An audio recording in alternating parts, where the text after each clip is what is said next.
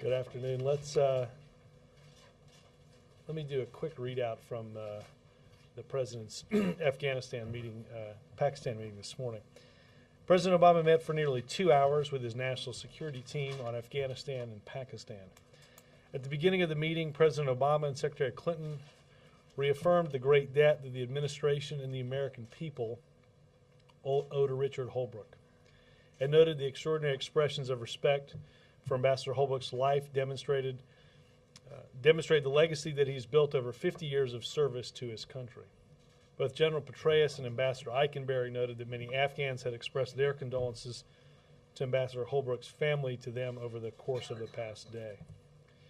The President then reviewed the findings of the draft National Security Staff-led report on the progress that has been made in implementing our strategy, focusing on the three different components of the review: Al-Qaeda's senior leadership, Pakistan, and Afghanistan. In each area, the President and his team discussed both the progress that has been made as well as areas for additional focus moving forward. The President directed his team to finalize the report while also continuing to address the range of issues discussed in the report as we head into 2011. The President will provide an update on our strategy to the American people on Thursday as he presents the findings of the review along with members of his senior national security team. And with that, Mr. Feller. Where is he going to do that? Somewhere on the grounds. It won't be off-site. Sorry. Afternoon or morning or? I don't have the time with me. I'll find that out. The Wednesday Gates and Clinton. This is, I don't know, I've not seen tomorrow's schedule. This is the standalone AFPAC review meeting that we talked about yesterday. Yes, sir. Thursday. I meant Thursday. Robert, you said that the President, I believe said, directed the staff to finalize the report. Does he want changes? Was he content with the review as it stands? No, there were some changes that, as they went, the President's obviously over the course of the past several days been reviewing different sections of the review itself, and asked after some discussion that some parts be augmented. Yes. You were in that meeting the whole time, is that right? I was in there for most of the time, but not the entire time. How would you characterize the tenor of the conversation? Was there dissent among the principals about the level of progress or anything like that? No, I think, I think that when you see the review on Thursday, I doubt there will be, in all honesty, a lot of surprise at what the review lays out. I think you will see, as many of you have written and reported, that there has been some important progress in halting the momentum of the Taliban in Afghanistan. We have seen through counterterrorism success at degrading senior Al-Qaeda leaders. And we've seen greater cooperation over the course of the past 18 months with the Pakistani government. You will also see in the review an enumeration of the continued challenges that we have in that region.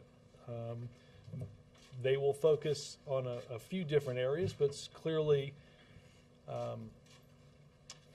we have to continue to strengthen capacity inside of Afghanistan. And we still have the ongoing challenge and threat of safe havens in Pakistan. So, plus I think you have overlaid with that the progress that an agreement that we saw in Lisbon with NATO and ISAF in agreeing on a strategy of beginning the transition in 2011 through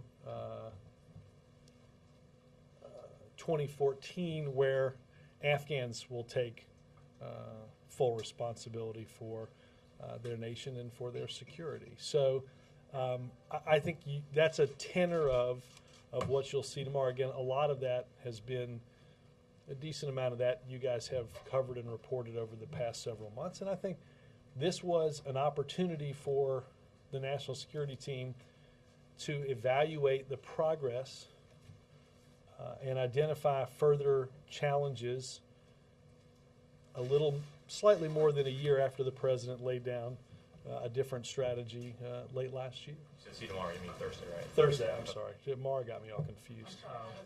My fault. Is it fair to say that when you've just recapped the areas of progress, and the president has also talked about those, that the review will enshrine the president's season up progress to stick with pulling troops home and starting in July and the 2014? I think the review, as I said yesterday, will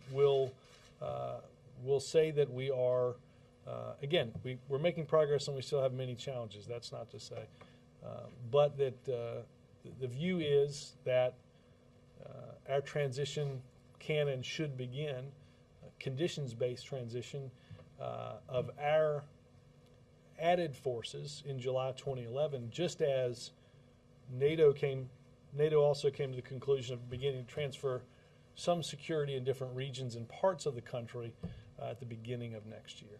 One last quick question. How does the administration begin to fill the void, Ambassador Holbrook, particularly in, given his history, but also where you are in this war review? Right. Well, let me say a few things about Richard, because I think that I think our focus over the past almost 24 hours, I think, has been on what he would want us to focus on, and that is continuing to get this policy right. When we haven't been focusing on that, I think we've been focused on the tremendous impact that his career has had over many decades and on many issues that have been at the forefront of our foreign policy. I think he was a public servant in the truest sense of those words. So our focus has been on celebrating the diplomatic life and the life that he had with his family and friends, and focus, quite frankly, less so on what might be next for that position. Obviously, Richard had a very talented team that continues even today to do the work that Secretary Clinton and President Obama asked him to do many months ago. I think the American people, as you heard the President and First Lady say last night in their statement, are indebted to his service.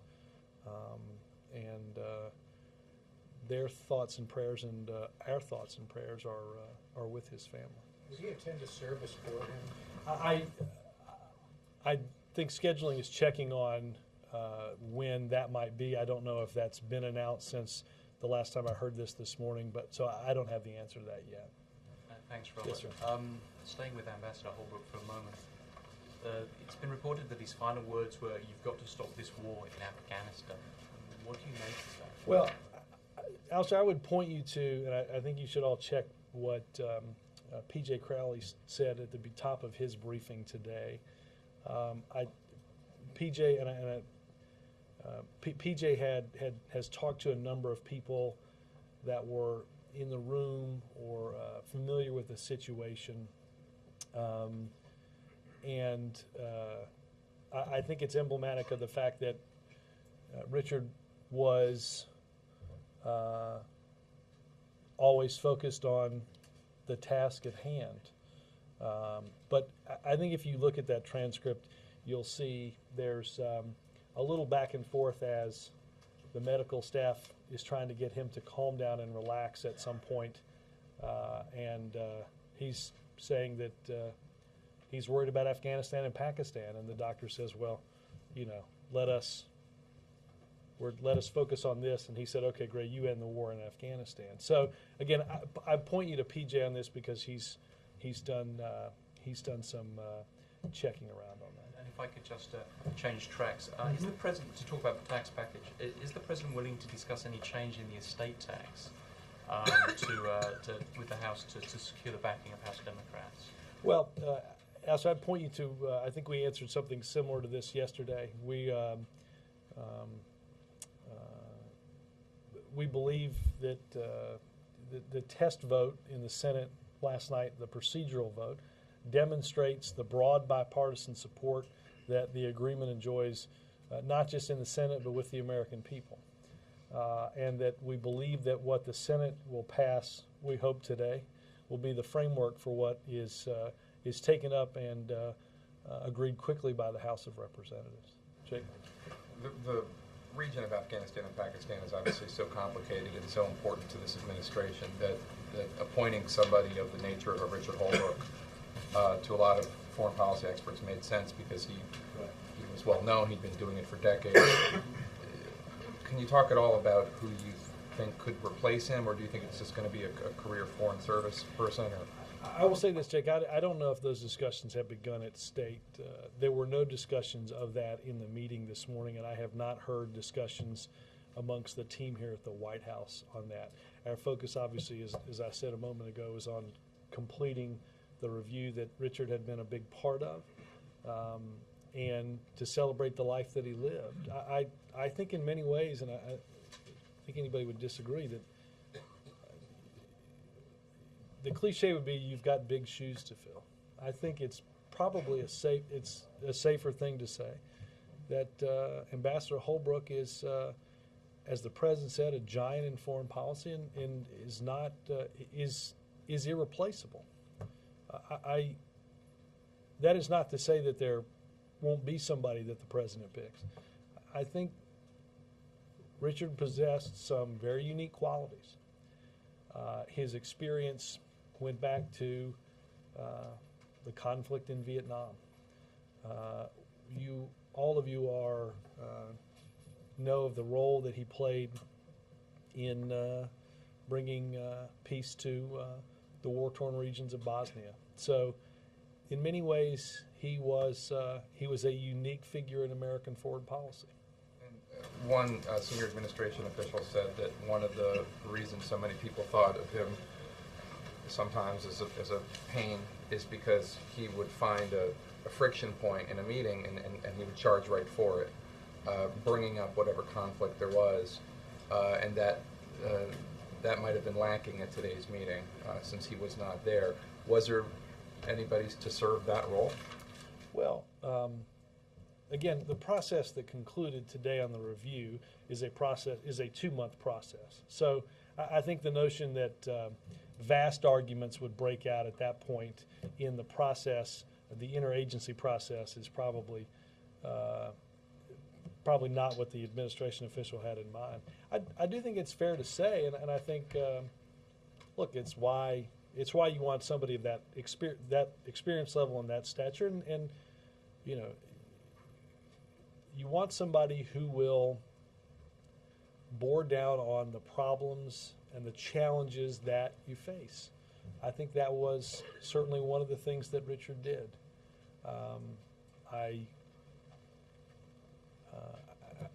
I'd have no doubt that his presence will be sorely missed. Again, I think he created and had a very talented team at the State Department that will continue the work that he did as somebody who played a big role in the formulation of the president's strategy and who was enormously supportive of the series of decisions that the president made at the end of last year, that he was helping to carry out on the civilian side in both countries this year. Do you think the war is going better now than it was a year ago? I don't think there's any doubt. We have, and I think you'll see this from the review, and again, I preface it by saying it is not without its challenges. It is not without. We're losing more troops than we were a year ago. And I think that is the sad impact of having more forces to stem the momentum that the Taliban had been making. There's no doubt that we would not be seeing either security or civilian progress were it not for the stemming of that momentum. That's, look, the president argued for years that we needed more forces, even as more forces were diverted to other conflicts away from what the president believes was the central front. I think you'll see in the review when it's made, when a summary is made public, that because of the increased troop level, you've had an opportunity to push back on the Taliban in important areas of the country. Something that wasn't happening until more forces were added. Many challenges remain. As I said, as we have seen success, we understand that success, without following up in the capacity building of either Afghanistan as a whole or those regions specifically, it's going to be hard either from a security or a governmental perspective to hold those areas. We've got to recruit, train, and retain a security force of police and army to be able to do that. You also have to create the civilian capacity that's necessary to deliver both the basic functions of either a regional or a national government, and continue to make progress in doing so in order to hold those regions. All of that is what continues. Yes, sir. Thank you, Robert. When you talk about the report needing to be finalized and that there will be some changes, are these changes for clarity or things being added that the president thought should be in there that were not? I think a little. I would say I've used both your examples, both for clarity and for the addition of things he thought should be in there. I would say this. This is the president did not make major changes today. And will there be anything in the review about Pakistan and that country needing to step up more? Oh, without a doubt. I mean, there's, again, and I may have cut you off. Let me let you finish your question. No. Okay. There's three aspects of the review: Afghanistan, Al Qaeda, and Pakistan. So again, this is sort of along the lines of what I was telling Jake, and that is, we have seen over the course of many months an increased willingness to cooperate from the Pakistanis.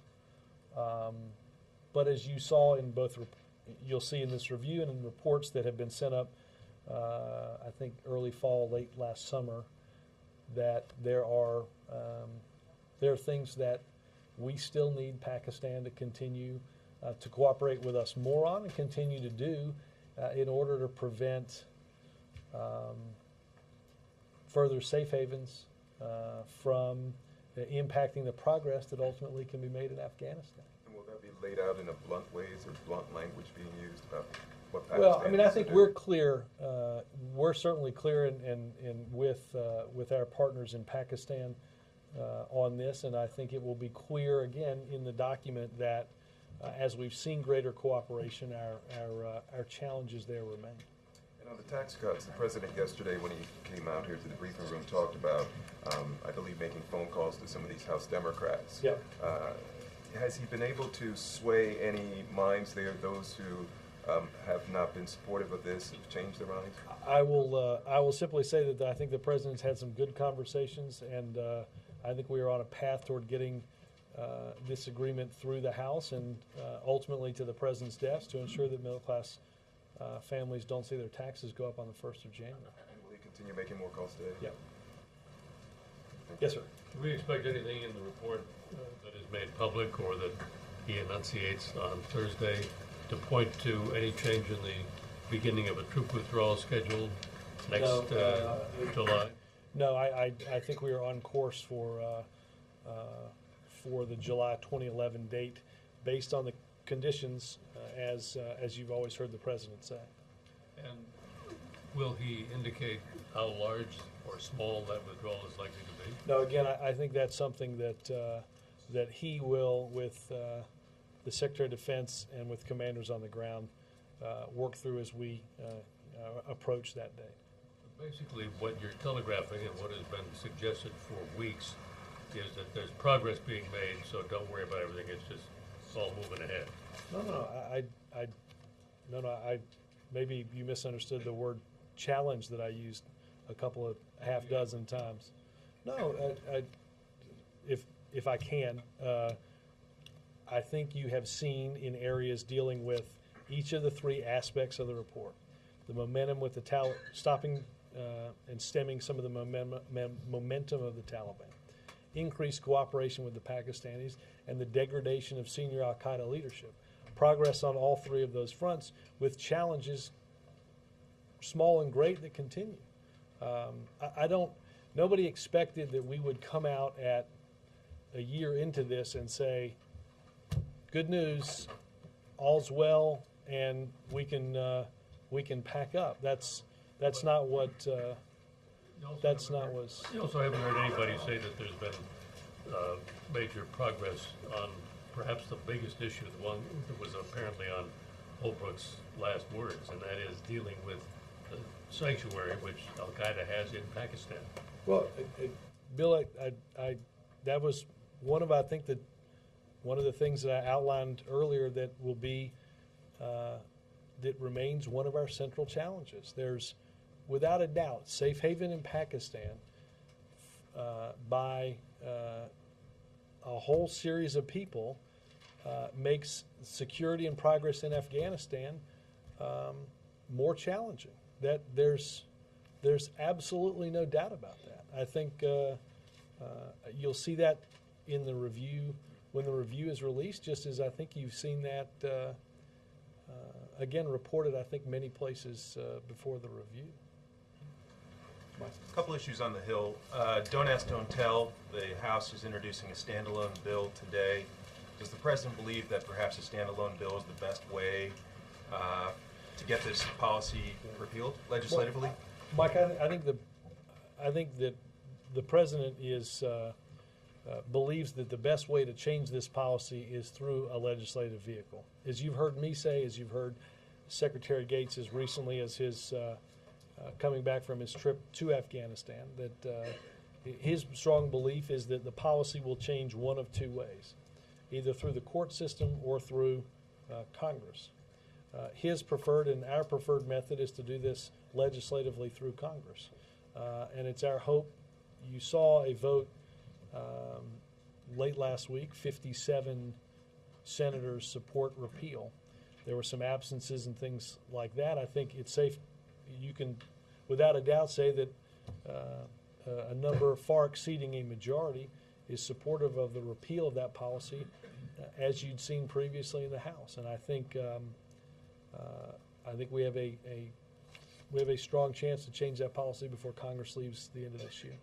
As the calendar goes by, is the President becoming worried that time may be running out on this issue for this Congress? No, I think the President believes that there's time enough to get several things done. The tax agreement, I think, obviously passed an important procedural hurdle yesterday and hopefully will be agreed on by the Senate today. I think the House will take it up over the course of the next several days.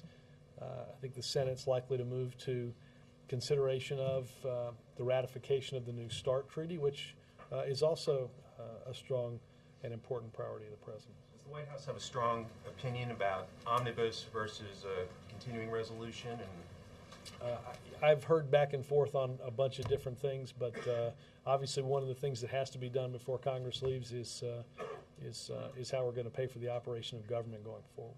The omnibus, I'm told, is 1,924 pages. Do you worry that that could gum up things a bit? No, I just think it means a lot of people will be up late reading between now and, say, the 22nd or 23rd. Who's going to read that? I noticed during the healthcare debate that was a big thing, and I assume many members up on Capitol Hill will. You really? No. I mean, I take them at their word. I take them at their word. Just so we understand the frame for the AFPAC review, it was just a review of what's working or not working in the execution of the strategy. You did not examine the strategy. No, we absolutely. I mean, there was a comprehensive 2-month review of where we are and what. Look, the President set out a series of goals in his West Point speech. Are we making progress with this strategy on meeting those goals? What is working? What has to be refined? What progress have we made? What challenges persist, and how do we address those challenges? So a question, if the beginning of this review was, is this the right strategy after all? Because it felt like administration officials were downplaying whether or not this was a review on the order of what we saw last year when they were looking, should we do counterinsurgency or should we do counterterrorism? Well, I don't, look, this was not this was a 2-month review process that worked through the interagency. You saw the list of people at the meeting today representing a healthy side of both the military and the civilian component of our government, and everybody who's got an equity in or a project in Afghanistan, Pakistan, and in dealing with Al-Qaeda and counterterrorism was represented.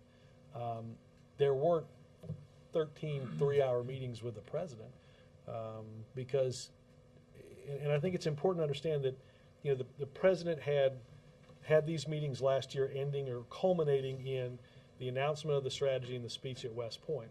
It wouldn't be accurate to presume that somehow 2 months ago somebody said, well, let's see where we are. The president receives on a weekly basis extensive memos from military and civilian leaders in Afghanistan and civilian counterparts in both Afghanistan and Pakistan. On a monthly basis, as happened today, the policy is evaluated in a room that has about probably close to 24 agency and departmental heads that have the equity in that policy. So this is a policy that is examined on a weekly basis and then is in a group with a monthly basis. So the notion somehow that, you know, 2 months ago Tom Donilon and a group of others said, boy, let's see how that December thing's going would be, I think, an inaccurate viewpoint of how we got to this stage in Afghanistan. But at the same time, and I think it would be somewhat irresponsible for laying out how things are done in a conflict the size of Afghanistan. I just wonder, I mean, at the same time, it would be kind of absurd to continually relitigate. Do we have the right strategy? Do we have the right strategy? No, but again, those types of questions are asked on a weekly basis and evaluated on a weekly basis in those memos and certainly on a monthly basis in these meetings. Lord knows if somebody had said in February of last year, this thing is way off the rails, we wouldn't have continued until the process started in October to evaluate. That wouldn't, we've dedicated the hard work and the effort and in all too many tragic ways, the full devotion of men and women in our armed forces not to take an honest and clear-eyed look at this approach every single day that we've had it. That seems to contradict, though, what senior administration officials told us just a few weeks ago. They said this is diagnostic, not prescriptive. Again, Sam, I think it's important to understand that this is a process that happens every week and every month. I guess it's the notion somehow, again, as I was telling Sven, the notion somehow that the president had a series of 12 or 13, I forget the exact number, of 3 or 2.5 hour meetings, and we just now have, over the course of 2 months, evaluated where we are, would be inaccurate. I do think this is, we did not sit down 2 months ago and say, okay, is this working? We've been doing that every day since the president enumerated his policy. We wanted an evaluation as to where we were on the goals that the president had laid out. Where were we on the implementation and time of achieving those goals, laid on top of Lisbon, which just set forth NATO's policy that in 2011 we're going to beginning of 2011 begin to transition security for regions and areas in Afghanistan to Afghan control, concluding with their control at the end of 2014, and evaluating the progress we've made and what needs to be looked at and where we are. But again, the notion again that, and maybe we were wrong in saying this last December, The December review was not to start in October or November to see whether we were on the right path 10 months ago. That would be, I think that would be to ignore the efforts of, as I said, people that give their last and full devotion to keeping all of us safe. I think where I'm confused is, I mean, you seem to be telling Savannah that what's still being litigated is whether or not it's the right strategy, not whether or not the strategy is working. No. Again, this is throughout the course of the year. In every meeting that the president has with David Petraeus and Carl Eikenberry and it was Ann Patterson, our new ambassador in Pakistan, this is. The notion somehow that we would have gotten this far in and somebody said, hey, this thing's way off track. That's why a weekly report, a monthly meeting is put in. That's why we go through whether, for instance, are we meeting the recruitment, training, and retention goals of a security force that comprises an army and a police, right? There's a graph that's given out each time that shows on the present course, are we going to meet the goals that we set forth at the beginning of this process for having in place an army and a police representing a security force that allows us to meet the goals and transfer security? Are we doing that? How many did we recruit last month? How many stayed? How many got trained? What are they doing? Where are they? Are we on, again, a course to meet that? So that's done in a constant thing. Jonathan? Hold on. Go ahead. As you mentioned, the START treaty is probably going to be coming up, might actually be coming up tonight, but the debate will really begin tomorrow. What is the president doing to make sure that comes, gets the 67 votes? And some Republicans are talking about moving to strike the non-binding missile defense language out of the preamble of the treaty. And I'm wondering if you see the treaty text as inviolable, or would you entertain changes to it? I will check with NSC on the language. I think it's pretty clear that when people like James Baker and others say that this is a treaty that will not affect our ability to conduct missile defense, probably there's no better example than at a meeting in Lisbon by NATO, where many encouraged the Senate to ratify this treaty. We also finally went from the theoretical to the reality of a missile defense shield for Europe that also protects America. So I think the notion that somehow those were in contradiction of each other were in many ways addressed there. The president has tasked the vice president specifically with and the vice president has, over the course of many weeks, been making calls and visits to the Senate. I think it's clear that if you look at the number of Democrats and Republicans that have said they're supportive of this treaty, that number is at or exceeds 67. And certainly that's crucial and important. That's the number we need, and that's the number that we expect to exceed when this is passed. And one other thing, Harry Reid said today that it's possible that they're going to take care of whatever they can towards the beginning of next week, then go home, and then come back for more votes between Christmas and New Year's.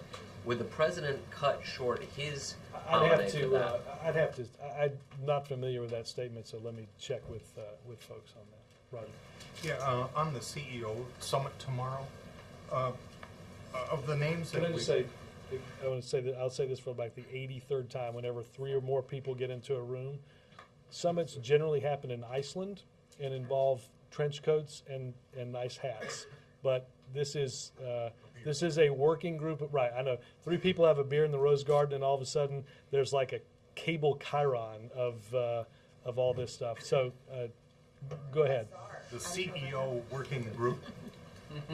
I know exactly what you're talking about, Roger. You go to the head of the class. Yes.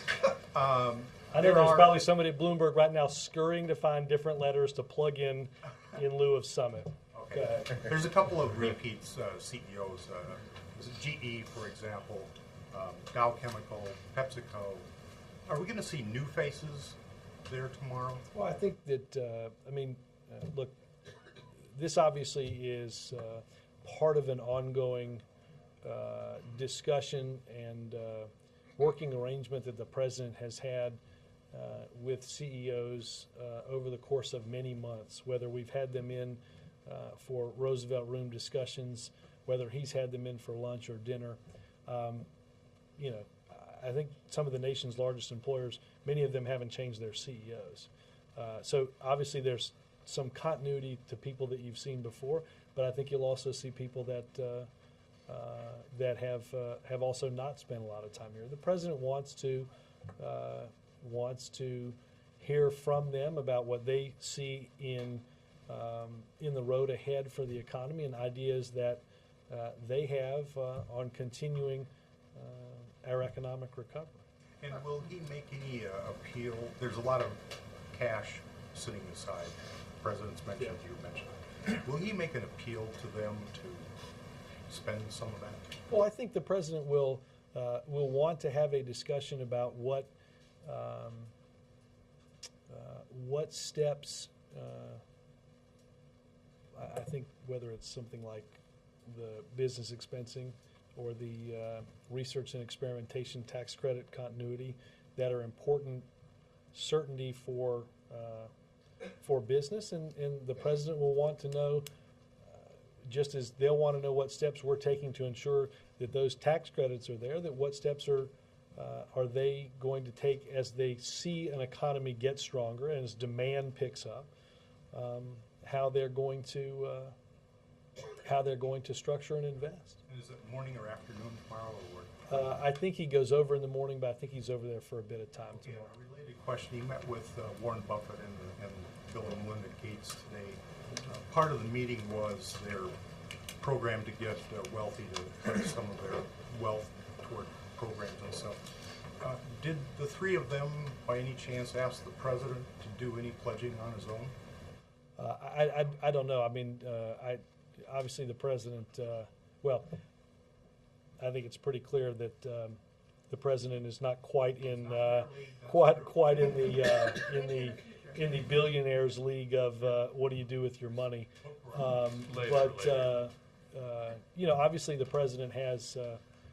I think the president would believe strongly, and I think you can see from the donations that he's made on an annual basis that certainly for those that have been blessed, that ensuring the opportunity of those, ensuring the opportunity of others is important to him, and clearly it's what brought the Gates and Warren Buffett here today. Would you be willing to consider such a pledge?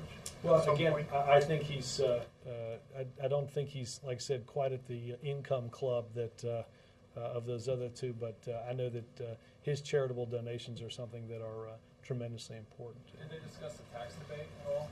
I have not had an opportunity to talk with the president after the meeting. He went pretty quickly into the Afghan review, and I have not had a chance to talk to him about tomorrow. Just another question about the CEO working group meeting. It's working. It's working. All See, right. you got us trained. Good thing is the Chiron makers at NPR will not have to. They're invisible at NPR, which is so Yeah. great. Yesterday you talked about trade as something that you thought Yeah. was a area of agreement. Yeah. But there must be a whole list of things that you see coming up in the year, whether it's tax reform, deficit reduction, infrastructure. I mean, could you talk about other areas where you think that the relationship will be different than the Well, again, I think there's a intention we saw series of, and look, we'll have more to, and the president will have more to say on this before he goes tomorrow. But I think, as you mentioned, there are a whole host of important economic ideas and important things that you've heard the president talk about. I would point you to the speech that he did a little more than a week ago in North Carolina as an important marker for what he sees this country has to be involved in order to create opportunities for people here at home, and how obviously that is directly related to businesses and employers. We are not going to see a sustained economic recovery until we see that it is sparked and led by the private sector. And so I think whether that is, and you've seen again some of this over the past couple of weeks, whether it is agreement on a free trade agreement that will open up important and developing, either developing markets or fast-growing markets for our products and creating jobs here at home, whether it is an investment in a sufficient infrastructure for the 21st century, whether it's education reform. There are a whole host of things I think that the President is interested in both talking to and hearing from CEOs on this tomorrow. You've been asked before about why so much cash, why they're sitting on so much cash even though their profits are going up. And you said in answer to Roger's question that you seem to accept the argument that it was about certainty, that they were sitting on the cash because my answer was to say I think while they're going to say they're looking for certainty in certain things like expensing, which was something that the President, look, consumer demand is what drives economic growth, and that's what drives decisions on whether or not, if I'm trying to sell you something, I'm going to make more of them if I think the demand is greater for you to sell them. I think you don't accept the argument that we're holding businesses aren't investing because they don't know what the tax structure is going to be. No, I think it is helpful to, like, take business expensing, right? You're taking a policy that would spread the writing off of some fixed percentage over a 10-year period of time. I think putting that in a 1-year period of time, the President believes will have a stimulative effect on their investment strategy. But in the end, the economy grows because of consumer demand, and that's where a lot of these decisions will derive from. Robert, one of the things that was really interesting about last year's Afghanistan strategy review was the liveliness of the debate. The President made a point about wanting to look at all different sides of each issue. Has this year's review been characterized by a similar type of debate? Are there fault lines? Is there disagreement at all about what the problem is and what the solution is and what's working and what's not working? Look, again, the last year's extensive review, which led to strategic decisions and strategic implementation of particularly increased troops on the ground, I think that led to, as you said, a spirited conversation about the direction that we should go. This year, as we've evaluated that, I think the President is and the team are comfortable with the strategy that we've picked, and now we're implementing that strategy. So, look, any given meeting could still have some liveliness, and obviously there are still strongly held opinions. But I think there's pretty broad agreement on where we're heading and what the challenges are. I don't think that's why I started this by saying I don't think you'll find a lot in Thursday's review that you find that surprising. I think, again, the progress that's been made and the challenges that remain are well known. I follow up. Yep. Just, I guess I'm a little confused. So you had said that obviously this review is ongoing or has been ongoing, it's a continuation. So what separates this 2-month review? Yeah. Again, maybe I'm being the one that's confusing. This is to evaluate where we are. Okay, each month and each week we evaluate whether the strategy that we're implementing is making the progress toward the goals that the President enumerated, and that's again. The point I was also trying to make was, it is not as if we had this extensive decision-making period that led or culminated in the president's speech at West Point, only to now come back 9 months later and see, is it working? That's something that's being evaluated constantly. And now this is a pretty extensive look into evaluating what the president said a year later and the progress that we've made. And again, what remains? What has to,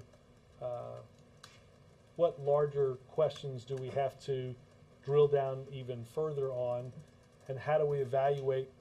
I mean, look, we've got an evaluation period that actually extends back farther than the strategic review that led to the policy decisions last year, and that is a whole host of years of our policy in Afghanistan. Yes. Thank you. We know that China's Vice President, Vice Premier Wang is visiting NSC advisor Donovan this afternoon in the White House. Could you give us some detail about their meeting?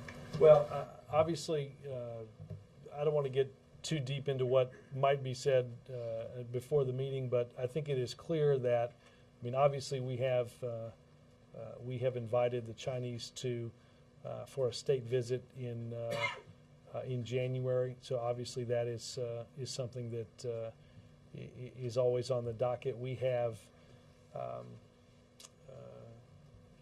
developments obviously in North Korea that you see Deputy Secretary of State Steinberg and NSC Senior Director Jeff Bader traveling to China to discuss.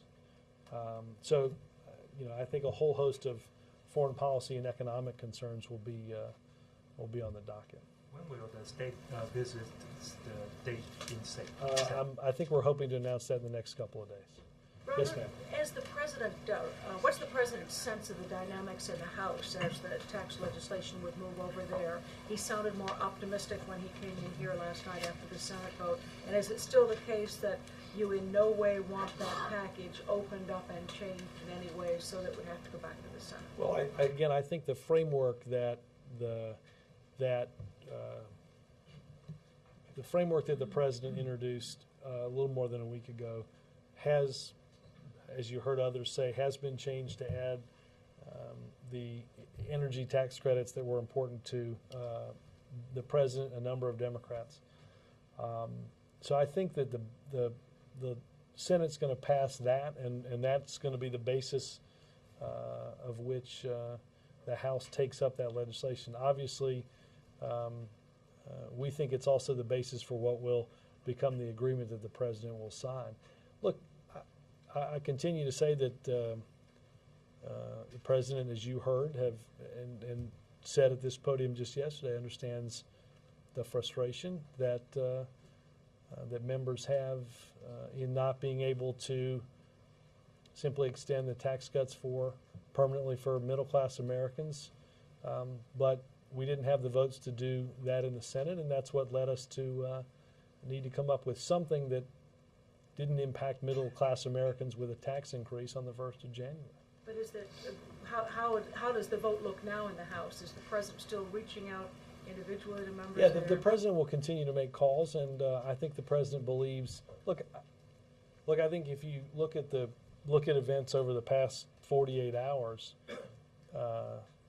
85, I think, was the final number in the Senate last night. 83-15. I knew there was a 5 in there somewhere. I wouldn't have done well on the Price is Right. The 83 votes, I think, if you look at a number of public opinion polls that have come out, demonstrate broad bipartisan support, and I think the president believes that in the not too distant future we'll have an agreement that he can sign that preserves those tax rates. Or to lose a few Democrats and still find a wide enough margin to pass it in the House. I think so, sure. Glenn. Robert, Ambassador Holbrook's frame of reference for the AFPAC situation was Vietnam, and he was extraordinarily concerned with Pakistan. Do you think in his absence it's the president's inclination to pick someone who's more skeptical, someone who sort of matches? Glenn, I got to tell you, I think there has not been a lot of time spent in the very few hours since Richard passed, thinking about who's next. Well, in this meeting, because clearly he had done some preparation for this meeting. Did any of The his... president? No, Ambassador Holbrooke. Oh, sure. I mean, he obviously was. I mean, I think it's important that Richard was instrumental in the development of the policy that the president laid out a year ago, and has been a big player in this every step of the way, both in the development and the implementation. Did anyone express any of his opinions or observations that he may have collected prior to his passing? Was he sort of represented in the meeting?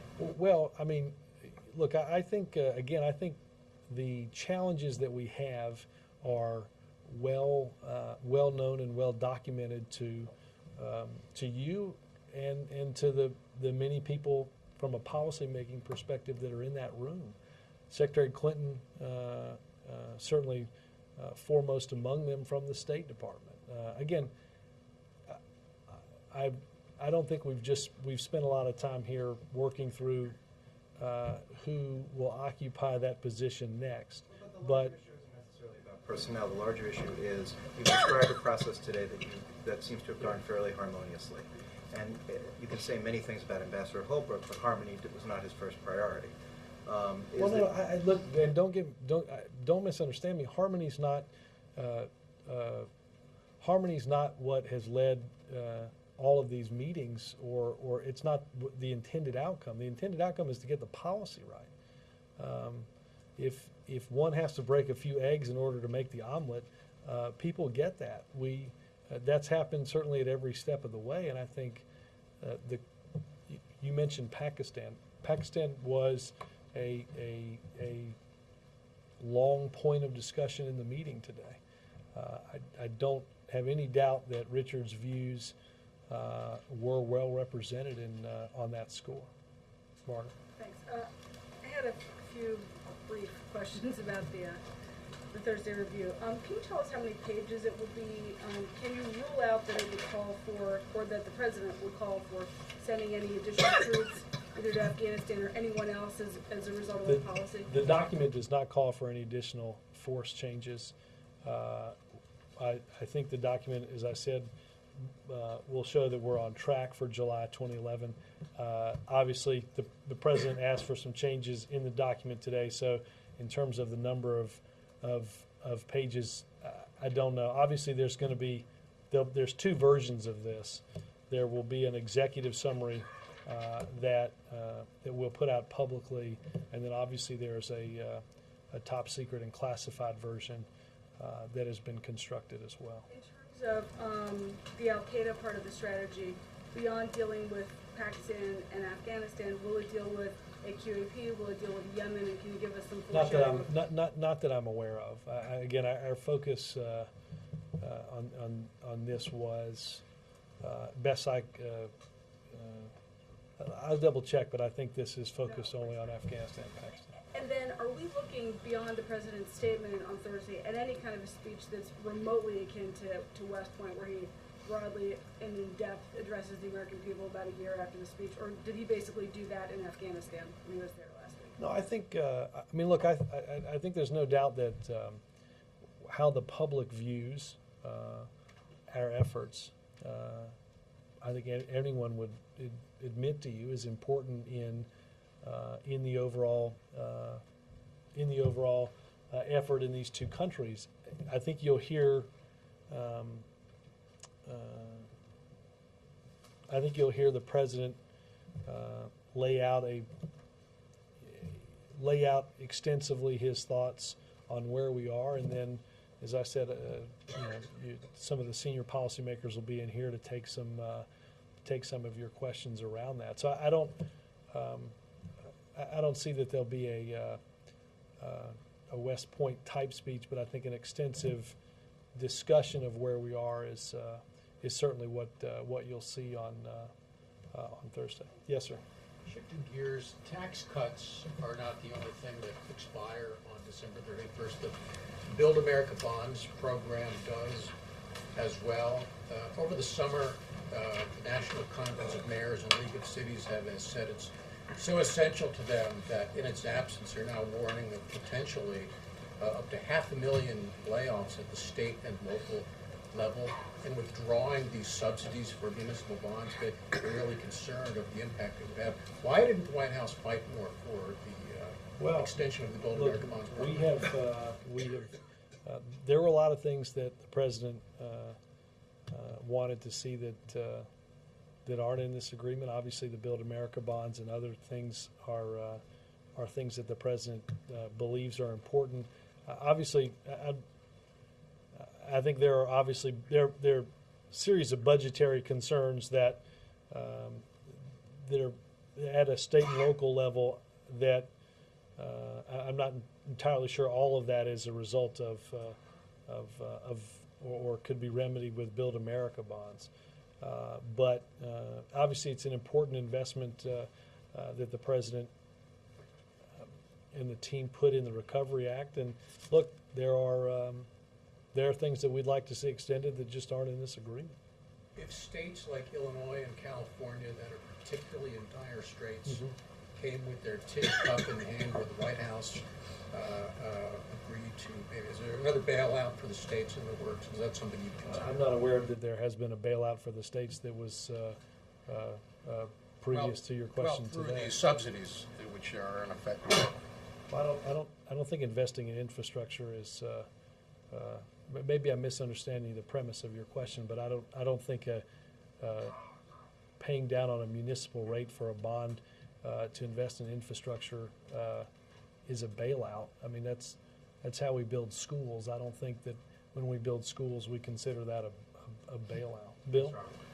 Robert, just to clarify one thing, you mentioned senior officials perhaps coming in the briefing room. Yep. Yesterday you mentioned perhaps Secretary of Defense and the Secretary of State. Is that the plan? That is, or that was schedule permitting, and I have not double checked on that, but that is my hope. I don't know. Another scheduling item. I know the President's meeting with CEOs tomorrow. I keep saying tomorrow, don't I?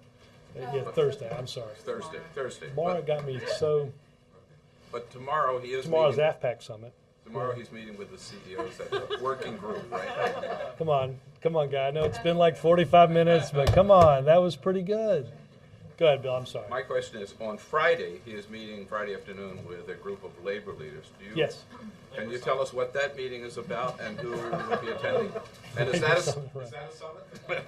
It is part of the ongoing effort. As I said yesterday, the CEO meeting is part of it. Meeting with economists that represent the left and the right of the political spectrum last week. There's look, I think the president, we're heading into an important year in our economy. And the president wants to hear from a series of different perspectives on what their ideas are. So, as you said, we'll see labor leaders on Friday. We'll see CEOs on Wednesday. We've seen economists over the past week, and I think it all gives the president and the economic team here a full understanding and a candid discussion of the ideas that are available and where they see the economy heading. Carrie? Yeah, thanks, Robert. Just a couple questions. Most people believe that START would pass early next year, even if it weren't taken up this year. Why prioritize? Why is the White House prioritizing? I'm not sure that the argument inside of here has necessarily tracked the premise of your question. So you actually don't believe that it would pass next year?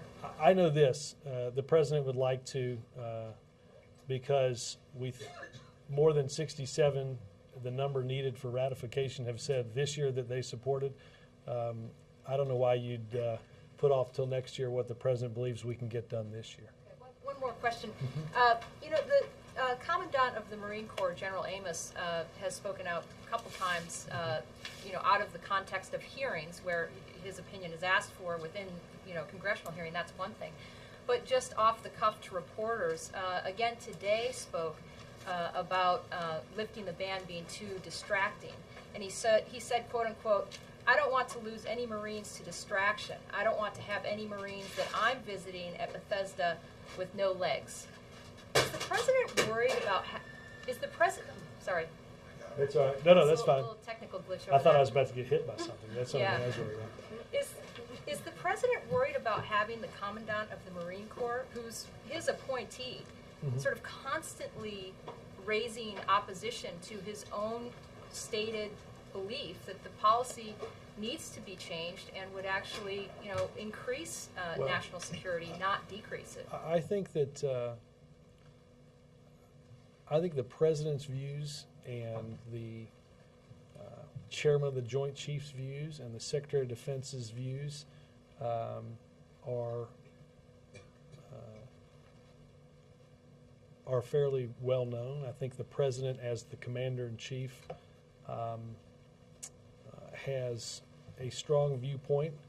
I think backed up by the survey conducted by the Pentagon as to the attitude of the men and women in our military, that this can be done in a way that strengthens our national security, preserves the best fighting force in the world, and most importantly, does away with a policy that he doesn't think is just. The president, the president met with. The commandant is continually challenging the assumptions of the commander-in-chief. I think their views have been.